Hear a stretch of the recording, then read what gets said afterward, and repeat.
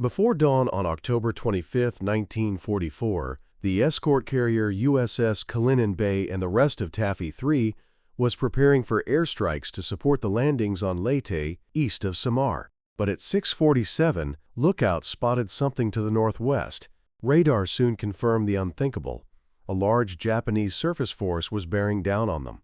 Vice Admiral Takeo Kurida's center force of 4 battleships, 8 cruisers, and 11 destroyers had slipped through San Bernardino Strait and was now closing on the lightly armed escort carriers.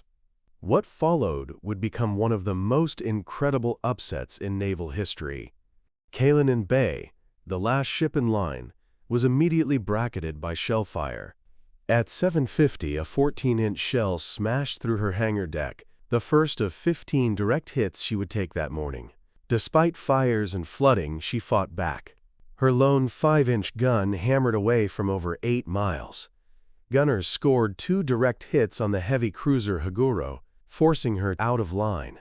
Above, her aircraft attacked with whatever they had, from anti-personnel bombs and depth charges to rockets and machine guns.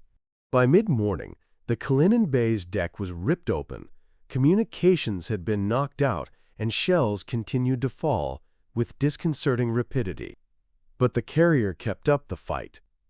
When Japanese destroyers appeared on the horizon in loosed torpedoes, one of her Avengers shot 2 of them out of the water, while a shell from her 5-inch gun deflected a third.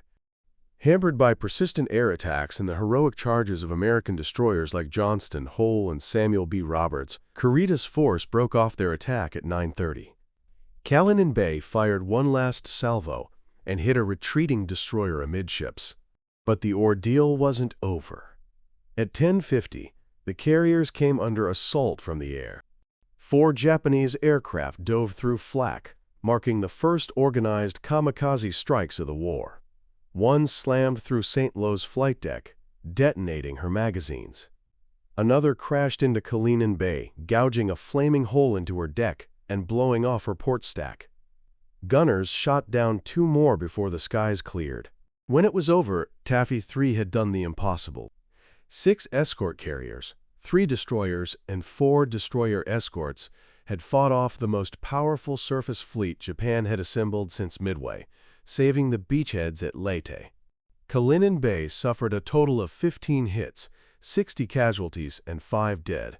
For her courage under fire, she earned the Presidential Unit Citation.